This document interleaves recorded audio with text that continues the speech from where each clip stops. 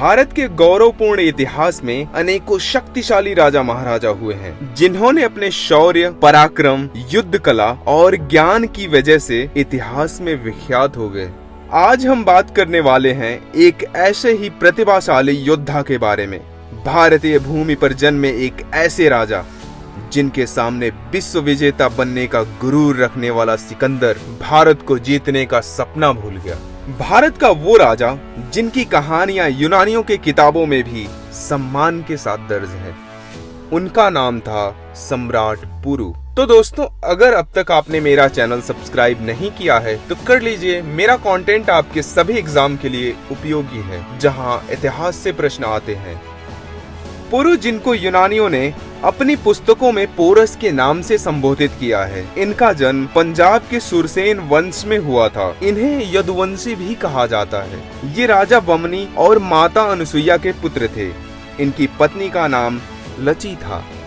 सम्राट पोरस ने लगभग 25 वर्षों तक झेलम नदी से लेकर चेनाब नदी तक फैले विशाल साम्राज्य पर शासन किया था।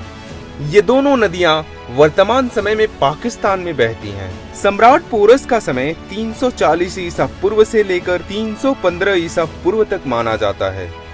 सम्राट पोरस सिकंदर के साथ युद्ध करने और कड़ी टक्कर देने की वजह से इतिहास में हमेशा के लिए अमर हो गए। चूंकि इनका इतिहास यूनानियों के द्वारा लिखा गया है, इसलिए सिकंदर को महान दिखाने के लिए इतिहास में सम्राट पोरस को हारा हुआ साबित किया है। लेकिन उसमें कुछ ऐसे भी फैक्ट हैं जिनसे आप जान सकते हैं कि सम्राट पोरस ने सिकंदर को धूल चटाया था। यूनानी इतिहासकार कहते हैं कि सिकंदर ने जंग जीतकर पोरस की बहादुरी देखते हुए उनका साम्राज्य लौटा दिया था। अगर सिकंदर इतना ही दयालु था तो अपने चचेरे भाइयों की हत्या करके उनका साम्राज्य क्यों छीना था? कुछ इतिहासकारों का तो यह भी मानना है कि कांधार का राजा आम भी इनका मामा था और उसी ने सिकंदर को भारत पर आक्रमण करने के लिए आमंत्रण दिया था। अब दोनों में युद्ध होना निश्चित था। सिकंदर फारस से लेकर 12,000 मील तक अपने साम्राज्य का विस्तार किया था और अपनी जिंदगी में कभी भी कोई जंग नहीं हारा था। लेकिन इस बार कुछ अलग होने वाला था। सिकंदर का प्रतिद्वंदी कोई सामान्य राजा नहीं, बल्कि एक वीर और साहसी सम्राट पोरस से उसका सामना होने वाला था। सिकंदर की विशाल सेना युद्ध के लिए तैयार थी, जिसमें कांधार के राजा आम्भी का समर्थन भी प्राप्त था। सिकंदर और पोरस के इस घमासान युद्ध को ग्रीक बैटल ऑफ हेडिस्पेस कहते हैं। हेडिस्पेस झेलम नदी का ग्रीक नाम है।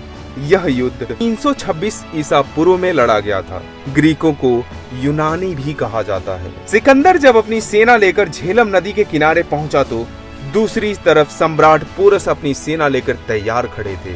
सिकंदर की सेना में जहां 50,000 पैदल सैनिक, 7,000 घुड़सवार, तो वहीं सम्राट पोरस के पास 20,000 पैदल सैनिक, 4,000 घुड़सवार, 4,000 रथ और 130 हाथियां थी।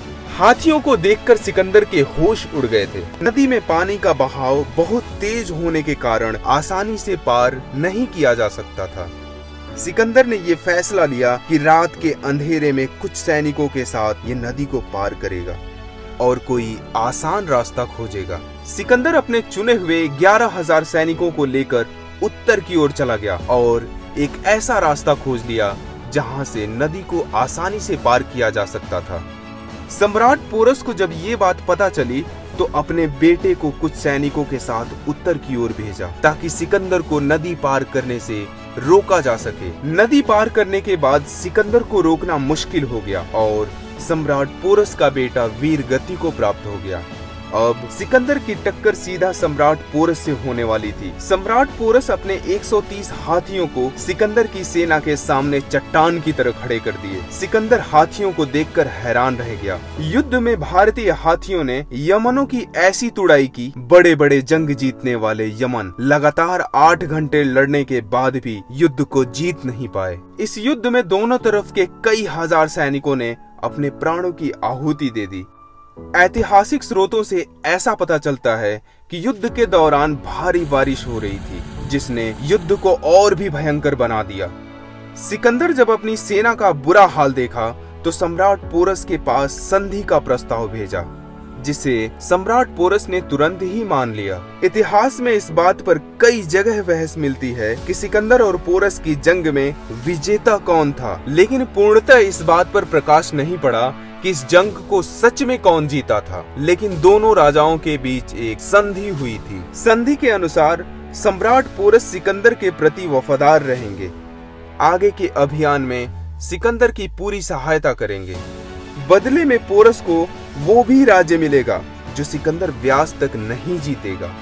इतिहास को निष्पक्ष रखने वाले ग्रीक विद्वान व्योटार्क का कहना है कि इस युद्ध में सिकंदर की किस्मत ने उसका साथ नहीं दिया।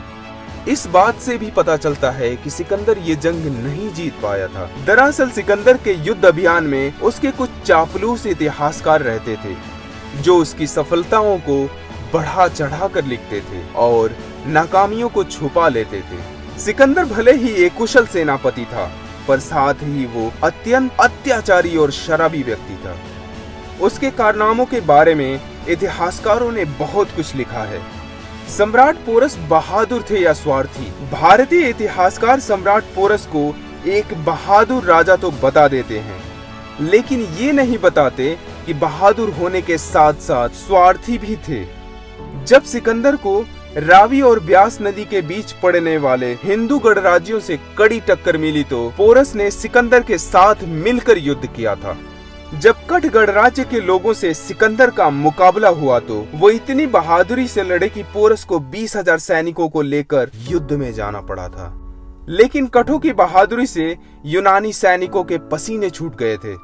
इस युद्ध में सिकंदर का साथ देना पोरस को एक देशभक्त नहीं, स्वार्थी संदेश देता है। संस्कृत ग्रंथ मुद्र राक्षस से हमें पता चलता है कि धनानंद के विरुद्ध युद्ध में राजा प्रवर्तक ने चंद्रगुप्त मौर्य का साथ दिया था। इतिहासकार मानते हैं कि राजा प्रवर्तक कोई और नहीं, वो सम्राट पोरस ही थे। इतिहास में पता चलता है कि सम्राट पोरस की हत्या हुई थी। पोरस की मृत्यु के विषय में अलग अलग कहानियां हैं, लेकिन मुद्र राक्षस से पता चलता है कि सम्राट प्रवर्तक की मृत्यु विष कन्या से हुई थी। इसमें कितनी सच्चाई है पता नहीं, क्योंकि इतिहासकारों का मानना है कि इनकी मृत्यु एक रहस्य है। तो दोस्तों, सम्राट पोरस की ये कहानी आपको कैसी लगी कमेंट बॉक्स में जरूर बताएं। अगर ये वीडियो आपको पसंद आया हो तो like it and do subscribe my channel.